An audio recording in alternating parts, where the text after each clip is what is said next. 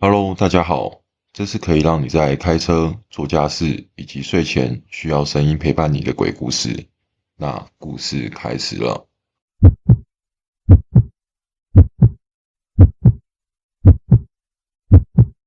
小时候，我曾经亲手把一只蚱蜢的头拔了下来，它的头即使被扯掉，还是不停地动着触角，而那没有头的身体，竟然还在地上跳个不停。我吓坏了，丢下那颗头，拔腿就跑。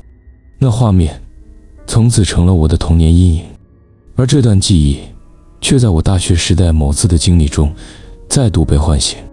虽然我本性胆小，但偏偏对那些恐怖的东西有种说不出的好奇，总爱跟着一位学长跑去各种闹鬼地点探险。他是个真正相信灵异的人，也经常经历奇怪的事。我尊称他为师父，有时崇拜，有时也会偷偷吐槽他。那年秋天，我们潜入了一间据说非常危险的废弃建筑。它原本是一间医院，传闻说夜深时空无一人的走廊里会传来脚步声。我早早就把这个故事调查好，想给师父一个满意的灵异体验，但他却淡淡说，怎么会说没有人呢？既然你能听见声音，就代表有谁在听啊，像是在拆我台，也像在抛出某种暗示。正当我还在回味他那句话的意义时，咔嗒咔嗒的声音真的响起了。不是我在吓自己，是真的有脚步声从走廊深处一点一点靠近。我和师父立刻躲进一间多床病房，不敢呼吸。师父贴着我耳边低声说，是小孩，他能从脚步的节奏判断出对方的年龄。那种冷静分析的口吻让我鸡皮疙瘩起来。脚步声越来越近，最后就停在我们藏身的门外，可什么也没进来，没有影子，没有气息，只有那双脚走过去了。是真的，那声音不是幻觉。我虽然腿软到快站不起来，但心里却有点得意，好像在恐怖的地方体验到灵异现象是种胜利。我偷看师父的脸，却吓到魂都没了。他满脸惊恐，脸色苍白，低声说了一句，那是什么东西？我从没看过师父这样，平常就是因为他在我身边，我才有胆子去那种诡异的地方，但这次他竟然也怕了。我真的快哭出来了。走，他说。我们马上拔腿就跑。整个逃离的过程中，我总觉得那脚步声一直跟在我们背后，直到终于冲出那栋废弃医院，跳上师父的车，我才稍微喘了口气。我问，刚才那是什么？师父摇摇头，不知道。他说，那声音确实存在，但他什么都没看到。这话我还能接受，毕竟是闹鬼的点嘛。可他接着说，但不应该啊，我怎么可能看不见？原来以他的灵感强度，只要有东西出现，就不可能只听到声音。他说，那东西发出的声响明明是如此清晰，却只有声音。这种违反灵异常理的现象让他也说不出所以然。而我才意识到，原来他一直对自己的感应力那么仔细。半年后，师父突然又提起那天的事。他说，我可能知道那脚步声是怎么回事了。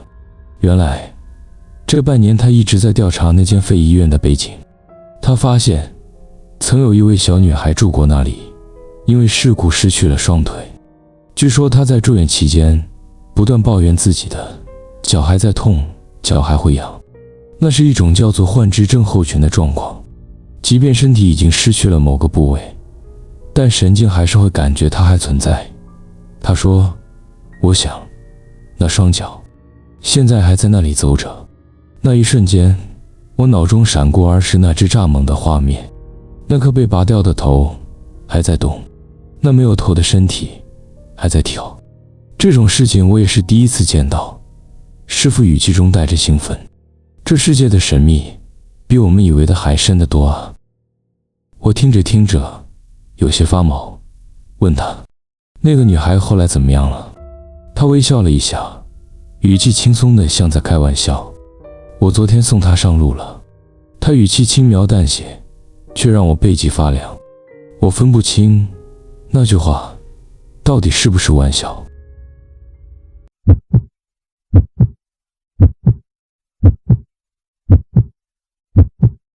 这里太冷清了，就让大神我说点过去的事吧。说起来可能像创作故事，又臭又长，文笔不怎么样，但我还是想写下来，当是自言自语。我小时候住在非常偏僻的乡下，那里的人际关系说有多阴沉就有多阴沉。还在上小学的时候，我搬过3次家，换了4所不同的小学。清一色的乡下小学，学生只有10个人左右是常态，有的是老旧的木造校舍，有的甚至是分校。那种地方，超市根本不可能存在，要买东西需要开1小时的车程到镇上，所以村子里偶尔会有移动贩卖车过来，而且只会停在学校附近的中心区域，周围全是稻田和山林，走个几步就是那种现在会被叫做即将消失的村落。村里人彼此都熟得很，谁家今天有陌生人来，马上就会被低声议论，那是谁啊？对外人总是保持戒心，很少有人会对你吐露真心。乡下就是这样，封闭而敏感。但说也奇怪，这样的地方也不是没有温暖。只要你一旦成为了自己人，大家的那种团结意识会让你在遇到困难时，马上有人跳出来帮你。种田的方法啊，还是得去请教那些上了年纪的爷爷奶奶。体验种香菇的原木制作，用稻草编草鞋什么的，反而让人印象深刻。虽然玩的地方就只有田里和山上，但因为孩子少，根本没有年龄之分，大家总是一起玩冒险，吸杜鹃花的花蜜，吃野草莓，在神社里玩捉迷藏。这些回忆其实还挺快乐的。那是30多年前的事了，昭和年代的老故事了。你可能会好奇，为什么我总是换学校，老是住在乡下？那是因为我爸是住在所的警察，不像市区有派出所，乡下只有住在所，警察是直接住在那里的，几个人轮班的叫交番，但住在所是一整家人直接住进去，边住边工作，24小时不关门。这24小时可不是比喻，就算警察不在，还是会有人来找，所以也常常是警察的妻子出来应对。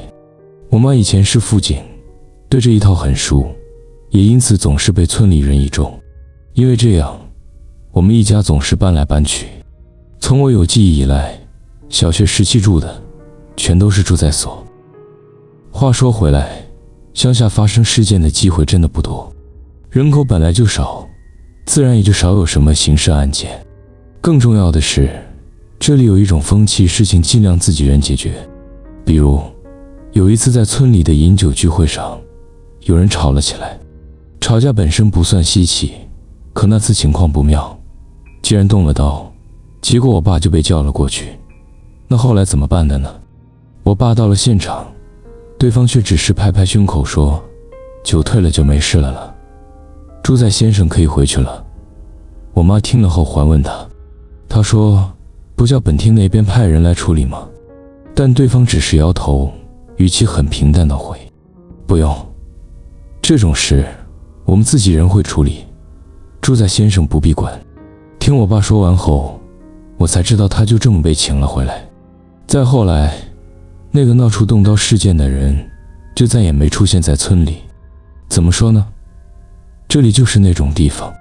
所以说，朱在先生到底在做些什么呢？其实主要还是负责外人摄入的事儿，像是农作物被偷了，有人擅自闯入山林了，这种牵涉到极落外部的问题，才会找朱在先生。那其他平时没事的日子呢？除了每周要去一趟本厅以外，我爸通常都在做些村子里的杂事，抓学校里跑来的野兔了，去独居老人家里看看情况了，也算是默默在为这片土地服务。但这样的朱在先生还有他们的孩子，其实在村里的地位很奇妙。你看，就算是乡下，也有些地方会开发出新社区，那种地方常常会有新住户跟老住户之间的摩擦，大人之间不和，孩子也被影响。不准跟新社区的孩子玩，不准跟旧村里的孩子来往。就这样，一些莫名其妙的禁区规则被制定了出来。我爸呢，是那种两边都会去打交道的人，可是哪边也都没有他真正的位置。说不上被排挤，但总有一种你只能到这里，不能更靠近的那条线，特别是来自老住户那边的暗示。还记得之前那场动刀的事件吧？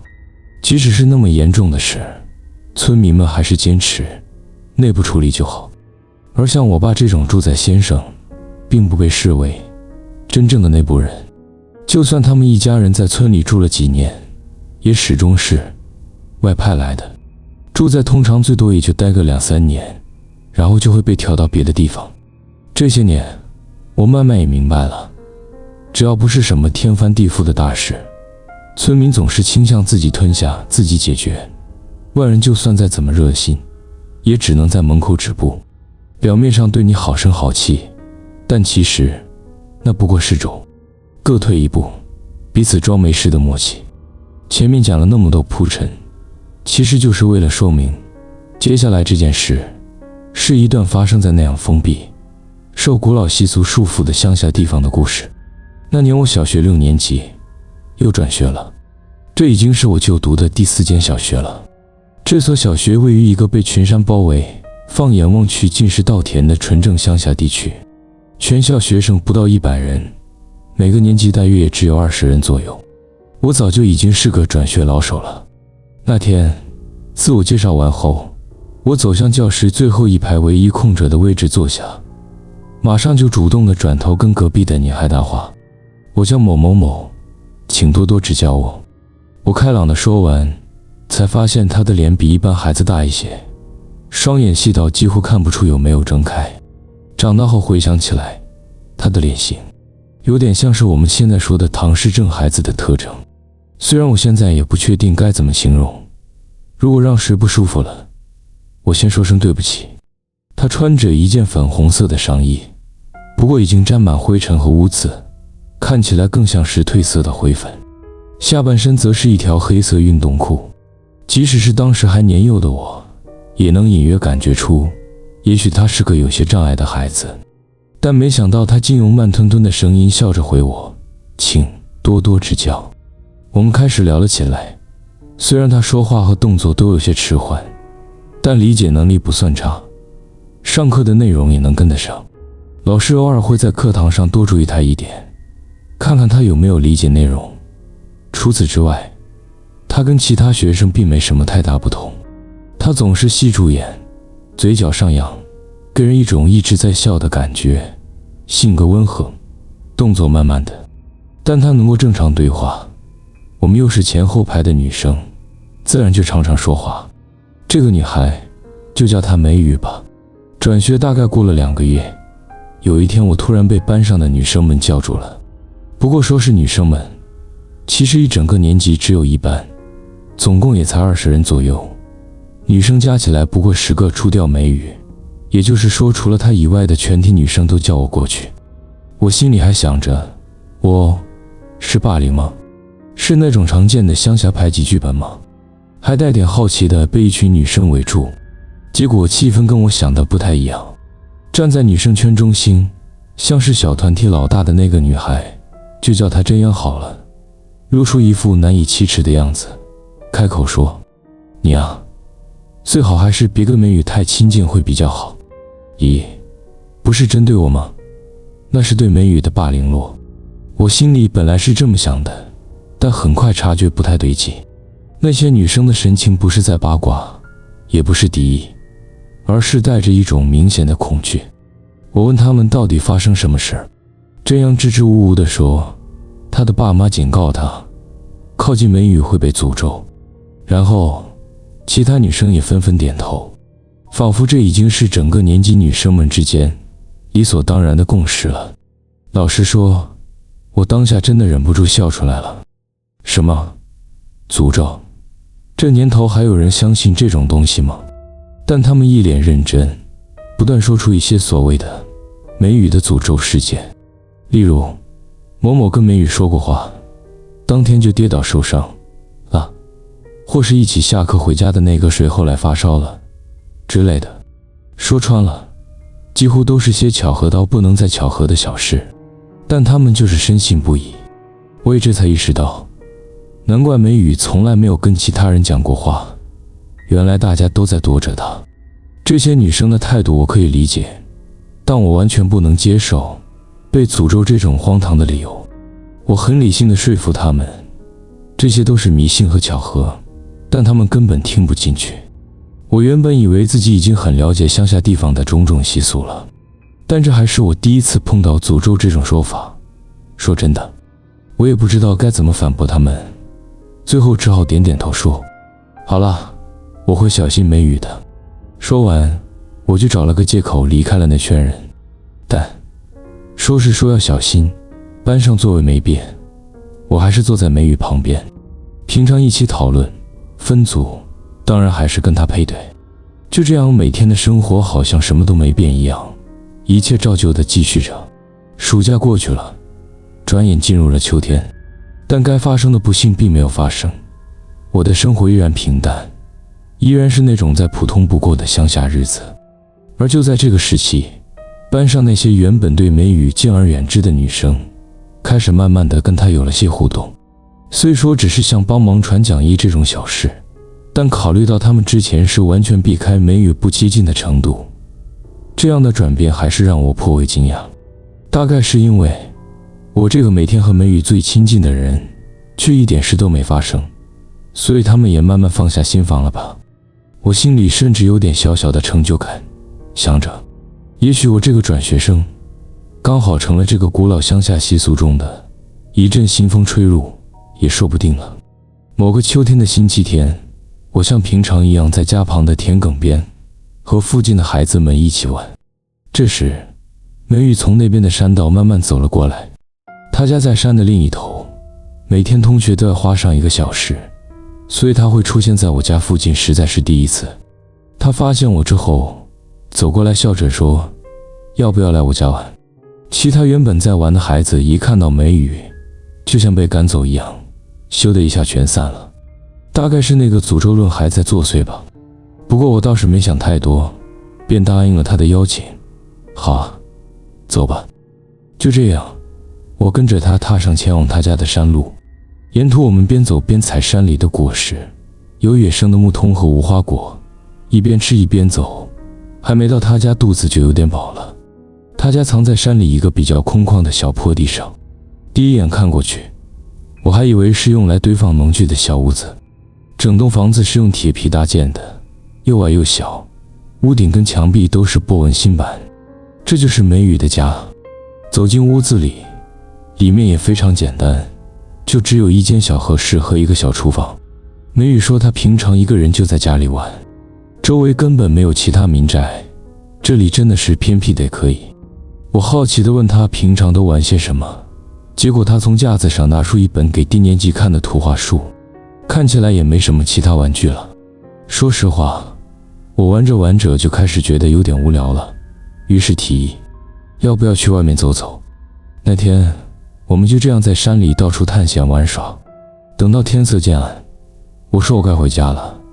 梅雨虽然想留我，但我答应她下次再来玩，然后就回家了。到了隔周的星期天，我又在家附近遇见了梅雨，她再一次邀请我去她家玩，我也答应了。这次她家里多了布偶跟洋娃娃，于是我们2个就玩起了布偶扮家家酒。等到要回家的时候，梅雨还是像上次一样挽留我，但我依然答应她下次再一起玩，然后离开了。在下个星期天，一样的场景重演，我又在自家附近碰到她，又被她邀请去了家里。这次她从柜子里拿出了桌游，有人生游戏了，黑白棋了，还有好几种不同的玩法，我们就玩了一整个下午。回家的时候，梅雨依旧想留我，我照例又答应她下次一定还来玩，然后离开了。在下周的星期天，我又遇见了梅雨，但这次她再度邀请我时，我其实已经有点腻了，毕竟每周都得花1个小时翻山越岭跑到她家，实在有些懒得再去了。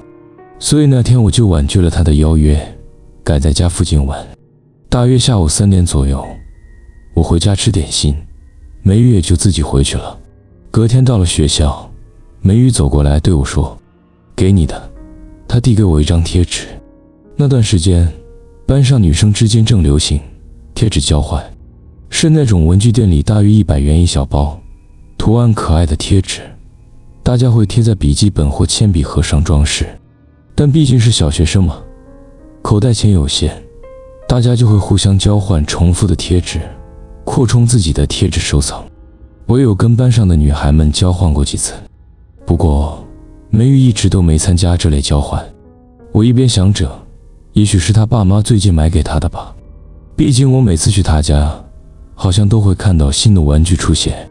但她递给我的贴纸却让我愣了一下，那不是普通的贴纸，而是一整张亮面带闪粉的花朵图案贴纸，看起来起码要200-300元，完全是那种珍藏款。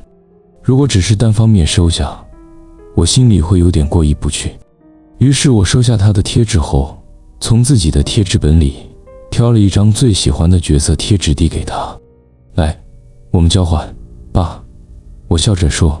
梅雨的表情一瞬间像是有点惊讶，又有点不知所措，但我自己却完全没放在心上，心里还沾沾自喜地想着，这样就算是公平交换了。回头想想，大概也就是从那时候开始，梅雨的所有东西都在一点一滴地升级了。她用的笔记本变成了流行动画角色的彩印款，她的衣服变成了带蕾丝的小衬衫，也开始穿裙子了。那件原本总是穿在身上，早已褪色脏污的粉色运动衫，从那天起再也没出现过。现在回想起来，班上的女孩们开始对梅雨产生反感，大概也是从这个时候开始，但我那时根本没注意到，毕竟我从来就对人穿什么、长什么样这些事情毫无兴趣。那大概是初冬的时候吧，班上女生群体的领袖真央主动来跟我说话。我刚转学来的时候并不知道，原来真央的爸爸是 PTA 会长，而且他们家就像以前那种庄屋，村里地主尽管是人家一样，是这一代农家的主事家庭。真央本人也长得很可爱，说话得体又受欢迎，是大家心中的中心人物。班上的女生们几乎都是以他为核心在活动。那天他看见我放在桌上的贴纸，走过来说：“哇，这贴纸好可爱哦。”那正是梅雨给我的那张贴纸。我也没多想，就笑着回他说：“这是梅雨给我的。”哦。真央听完的表情，我也说不上来该怎么形容。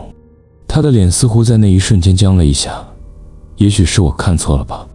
他只是淡淡的说：“哦，是梅雨啊。”接着低头从我旁边的椅子一直打量着梅雨，全身上下盯得一清二楚。然后他突然伸手抢过梅雨手中的笔袋，那个笔袋在春天的时候还是他说在家政课做的手工毡布笔袋，现在却已经变成一款印着卡通角色分成7层收纳格的最新流行款。这个我要了，他喊着，马上就跑回他那群女生小圈圈里去了。我一时太突然，还来不及反应，只能急着喊：“哎，等等！”我回头看向梅雨，大喊：“快跟老师说啊！”但他只是呆呆地看着真央的方向，像是什么都没发生一样。我急得伸手抓住他的肩膀摇了摇，大声说：“你醒醒啊！”这时梅雨低声喃喃了一句：“没关系的。”我有点气愤地反问：“哈，你说什么了？”他那双原本就细细的眼睛庞幅变得更窄了，慢慢补了一句：“因为我会拿走叉叉叉。”作为交换那段话的最后几个字，我没听清楚，我又惊呼了一声：“哈！”就在这时，上课钟声响了，老师走进了教室。我只好先回到位置上，但心里已经决定好，下课后一定要去跟老师告状。但还没等到下课，事情就发生了。正当课进行到一半，真央突然倒了下去，我只听到咻咻，像是呼吸困难的声音。下一秒，他连人带桌一起摔倒在地，整个人开始抽搐起来，教室瞬间一片混乱。老师急忙打电话叫救护车，其他同学也惊慌地围了过去。所有一切像是进入了慢动作，我僵在原地站着，一步也动不了。我转头看向梅雨，她依然坐在位置上，静静地看着倒在地上抽搐不止的真央，只是盯着她，一动也不动。真央最后是被救护车送走的，班导也跟着陪同离开。那天下半天的课是由副导师代为授课的。放学后，我被班导叫去谈话，不晓得他是什么时候从医院回来的，说是有关真央的事，要我跟他过去。结果我被带进了校长室，那是我第一次进去校长室，一进门心情就紧张得不得了。校长的办公桌在最里面，前面摆了一组沙发茶几，坐在那里的是真央的爸妈、教头、校长，而班导则站在门边。看见这样一屋子的大人，我马上就察觉到事态不单纯。最先开口的是真央的妈妈，她几乎是吼出来的：为什么这孩子没事？真央明明说只是我是安全的啊。她边讲边突然撑起身子，像是要扑过来一样。真央的爸爸立刻按住她的肩膀，要她坐回位子，而我整个人都愣住了，完全跟不上这情况，只能直挺挺地站在那里。接着校长用尽量温和的语气问我：哎，同学，你有从梅雨那里拿到什么东西吗？他声音听起来虽然温柔，但其实明显的紧张到发抖。我紧张到快要说不出话，只能用快听不见的声音小声回答：我收到一张贴纸。那一瞬间，所有大人齐声倒抽一口气，怎么会这孩子也……从梅雨那边为什么他没事？他们全都开始自言自语，表情极其困惑与焦急。这时我总算反应过来，想起那个传言梅雨有诅咒。我忽然明白了，这些大人是认真相信真央出事是被梅雨的诅咒害的。想到这里，我整个人都火大了。这么多大人还全都相信什么诅咒不诅咒的。我气得大吼，我只是跟梅雨交换贴纸而已，我又没像真央一样抢人家的笔袋。那一瞬间，所有大人全都转头盯着我看。交换，所以真央的妈妈喃喃地说。然后她老公忽然暴怒：你为什么不跟真央说这件事啊？他直接扑过来要抓我。校长和教头赶紧把他压住。真央的妈妈开始大声哭喊，整个现场乱成一团，我的神经已经快崩溃了。就在这时，我爸穿着制服进了校长室，应该是班导悄悄去叫他来的。大人们马上安静了下来。真央的爸爸咬牙切齿地说：这孩子是那个派出所的孩子啊。我爸没说话，只是护着我离开了校长室。回到家的我还是一副魂不守舍的样子。妈妈一脸慌张，但我根本也说不清楚发生什么事，她也无能为力。爸把我送回家后，又回学校找真央的爸爸谈话。他看得出来对方非常生气，却说不清楚到底在气什么，连我爸自己也感到很纳闷。最终爸妈决定我们要搬家。他们说，虽然不知道到底发生什么事，但真央的爸爸是这村里的大人物，怕他情绪用事对你做出什么来，还是搬走比较安全。刚好我明年要升国中，再继续转学下去也不是办法。爸的老家在这个县的另一头，刚好那里有空地，就决定要在那里盖房子。那天晚上，我和妈妈就被安排去爷爷奶奶家暂住，爸则先在村外租了间公寓，继续在原来的派出所上班。我问爸，如果明年你还被派在这里怎么办？他说，发生这种事，人事异动会很快的。果然，到了年底非典型的季节时，他真的被调走了。自从真央倒下那天起，我就再也没有去那所村里的小学了，每天都在准备搬家的事儿。虽然心里还是觉得很难接受这一切，但我也明白，除了这么做，已经没有别的办法了。不过，在离开之前，我有一件无论如何都想要确认的事，所以我偷偷溜出家门，独自一人前往梅雨的家。我心想，现在是平日白天，正常的大人都在工作，应该不会被真阳爸爸发现。我沿着之前和梅雨一起走过的那条山路往上走，走到一半，天边传来一个老人家的声音：“喂，你在这里做什么？”那位老人看起来是个很亲切的人，我就老实回答了：“我要去山上的朋友家了。”没想到那老人一听，竟然停下农事，快步走过来，说：“这山里哪里还有人住啊？你到底要去哪？”我心想怎么可能会没有，马上回答说：“有了，真的有。我朋友叫梅雨，家虽然像个小屋，但我去过好几次了。”听到这话，老人家的表情瞬间变了。你该不会是住在所那户的小孩吧？我还纳闷怎么这时候还有小孩在外头走。住在所的那位老爹跟真阳他爸虽然好像谈妥了，但如果你被他发现，会发生什么事可不好说啊。我们几个老人也是好说歹说，才把真阳爸劝下来，毕竟再怎样也不能对小孩下手，不是吗？而且我们也欠了住在所的老爹不少人情。你现在要做的就是赶紧离开这个村子，这事才算完。快回去！我听到这番话，整个人愣住了，太惊讶了，但也有种感觉，眼前这个老人比我还清楚整件事的真相。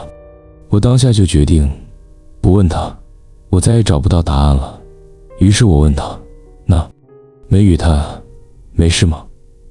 老人家点点头：“梅雨啊，真阳的孩子是不敢动他的，绝对不敢。”他讲的相当有把握，让我总算松了一口气。接着我又问：“那真阳呢？”老人看了一眼真阳家的方向，说：“还活着，还活着。”是什么意思？我追问。老人皱起眉，像是嚼着苦药一样回答：“你不能再扯进这件事了，这次你只是运气好，记住这点就好。”说完，他转我身，开始推着我回原路。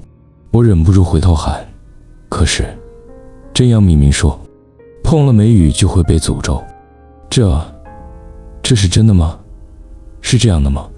老人听到诅咒这两字，低声重复了一遍：“诅咒谁告诉你这种事的？”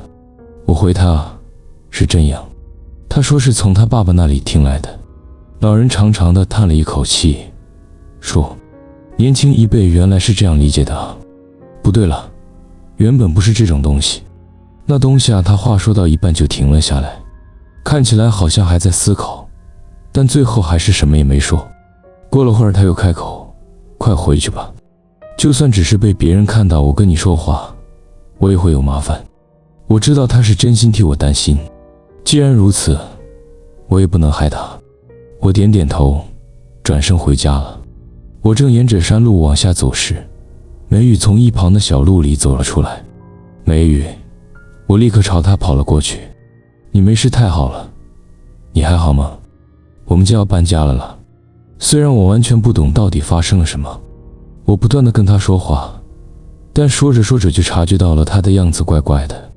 他一直低着头，只看着自己的脚尖，完全没看我一眼。“梅雨，你怎么了？”我伸手想搭在他肩上，那瞬间他喃喃低语了一句：“没有了姨。”我听不清楚，刚想再问一遍时，他抬起脸，突然猛地凑到我面前，低声在我耳边说：“可惜了什么什么，已经拿不到了。”我听不清楚，他平常细得几乎看不清的双眼微微张开，我一瞬间觉得那双眼睛像被墨一样染黑了，不知是因为落日的光线，还是什么别的。梅雨咧嘴一笑，那个笑容根本不是我认识的梅雨了。他从我身边走过，一句话都没多说，沿着山路往上跑去。我就这样呆站在原地，那是我最后一次见到梅雨。隔天，我和妈妈一起搬到了爷爷奶奶家。从那之后，我就再也没有踏进过那个村落。那件事在我们家变成了禁忌的话题。我们一家在讲往事时，总是只谈那座村子以外的记忆。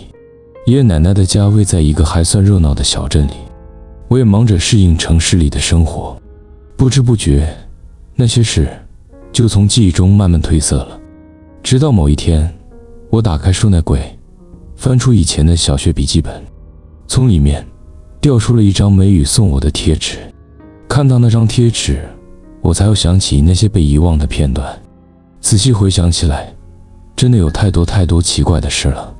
那间山里的小屋，明明没大人，梅雨却总是独自一人。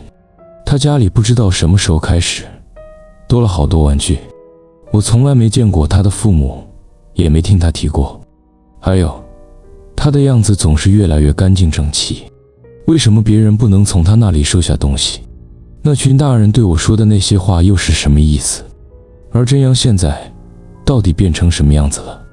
这些问题，就算我再怎么想，也不会有答案。每当我开始胡思乱想，我总会想起爸爸当时说的那句话：这个世界上有很多事情是怎么样都没办法解释的。